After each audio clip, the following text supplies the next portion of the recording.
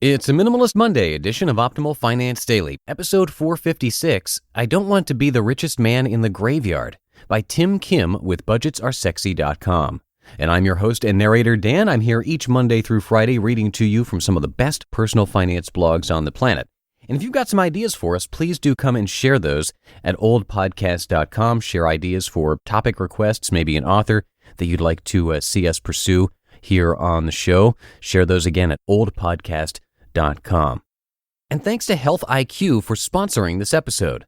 Health IQ is using science and data to secure lower rates on life insurance for health-conscious people, including runners, cyclists, strength trainers, vegans, and more. Learn more and get a free quote at healthiq.com/finance. Now, today's article comes from a guest author over at Budgets Are Sexy. It's a Minimalist Monday post, and for a lot more on minimalism, you can check out Optimal Living Daily. But for now, let's hear Tim's thoughts as we optimize your life. I Don't Want to Be the Richest Man in the Graveyard, by Tim Kim with budgetsaresexy.com. At my core, I'm super frugal. You wouldn't have thought this going off of the amount of giveaways I do, but the fact is, I'm frugal. I guess some of it is psychological baggage from growing up in a missionary pastor household because we were relatively poor. I remember growing up always being cognizant that the clothes on our back and the food on our plates were made possible through other people's donations. I remember when I found out, sometime in high school, that my parents brought in about $1,500 a month, feeling so relieved. Granted, the standard of living in Hungary is a lot lower than here in California, where my wife, my kid, and I reside today. But that's why I'm careful to point out that we were relatively poor, not poverty, but not anywhere close to even lower middle class by any stretch of the imagination, especially when compared to the median household income in a developed country like the USA. Case in point, I remember my first retail experience was in college when I bought some new clothes at a local Ross. I thought it was such a big deal back then. Money is not the end goal. As I mentioned, at the crux of my being, I am a hardcore frugal, but I've been actively trying to bust out of that mentality. Why? To put it simply, it's because I don't want to be the richest man in the graveyard. When we as a household hit millionaire status earlier this year, I thought there would be trumpet fanfare, multicolored Skittles shooting out of both ends of a rainbow, and leprechauns holding hands dancing in a circle. Come to find out, it's pretty meh. And that's how I felt.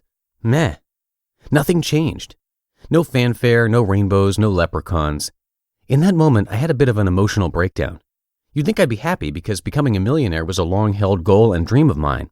I thought I would feel fantastic, but instead, I felt like a barely millionaire. A short dip in the markets would have brought us hurtling back down to non-millionaire status. Now that I think about it, it was actually more anxiety-inducing than when we were at 900K. Odd, right? Anyways, I started reflecting more on what it meant to have wealth. Like, what's the end goal? To have 2 million? What then? To have 3 million? And would I feel the same way every time I hit those milestones? Was money truly the end goal? How much time do I have left? Here's something that won't happen. Being 90, lying in bed, happy as a plum that I have one more zero at the end of my net worth than the previous year. Does that sound realistic? Chances are statistically higher that I'll probably have dementia, be bedbound, and will be eating pre-digested liquefied food out of a straw while the nurse washes my nether regions because I can't do it myself. Okay, that was a bit morbid, but let me ask you something. Is it in any way false? Isn't that just the reality of life? We as human beings live through a total of about 60 to 80 Christmases. That's it. And at my current age, I only have about 30 to 50 more Christmases left to go, barring a huge medical and/or technological breakthrough that greatly extends our lives. So again, if not money, then what? And keep in mind, it's not that money is inherently evil or bad. I see it strictly as a resource, like salt. Back in the day, soldiers used to get paid in salt, hence the saying, worth one's salt. At the end of the day, when I'm in my coffin being lowered down into my grave, all the money in my bank account, my IRAs, my 401ks, my taxable accounts, they'll all mean nothing. I'll be as dead as every other person in that graveyard, no different. So here's what's important. Legacy. It's what lasts. And this brings me to today. Since money is transient, I hunger much more for legacy. I want to create an impact on the world, an impact on society, in our communities, all over the globe. I want to create businesses that employ tens of thousands of people. There will come a day when my motherland, North and South Korea, will be unified once more, hopefully sooner than later, once we trounce the tyrannical regime over there in North Korea.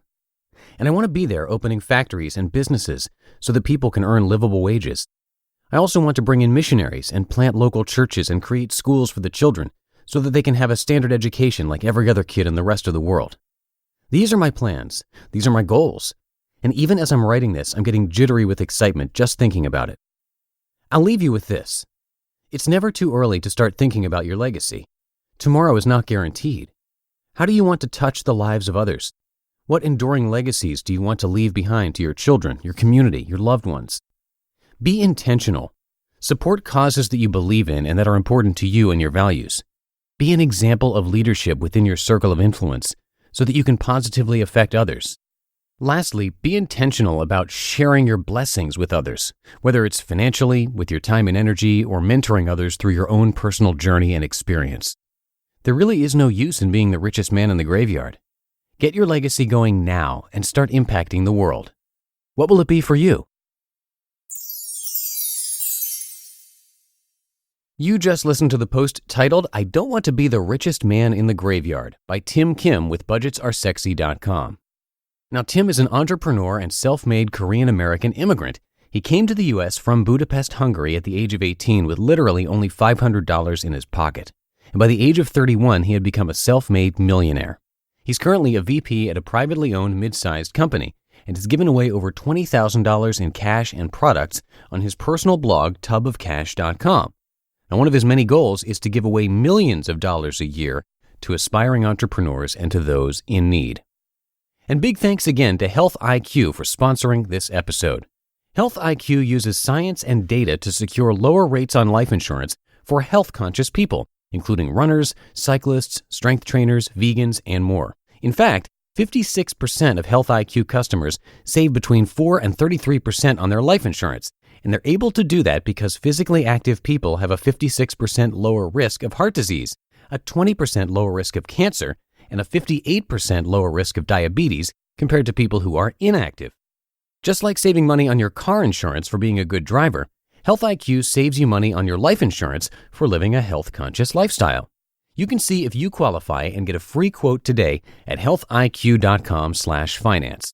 Again, to learn more and to get your free quote, come by healthiq.com/finance. And that's it for today's episode. Thanks so much for being here. Hope you all have a great start to your week, and I will see you tomorrow where your optimal life awaits.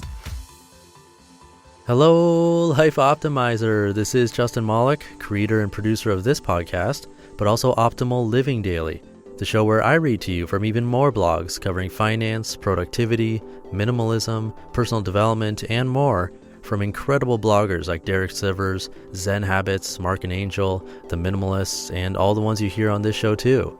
So if you enjoyed today's episode and like taking amazing blogs on the go, come on over to Optimal Living Daily and subscribe to that one too. And together, we'll start optimizing your life. You've been listening to Optimal Finance Daily. Be sure to hit the subscribe button to stay up to date on each new episode and head to oldpodcast.com. That's OLDpodcast.com for a free gift as well as more actionable tips and resources to help you maximize your potential. Thanks for joining us, and remember, your optimal life awaits.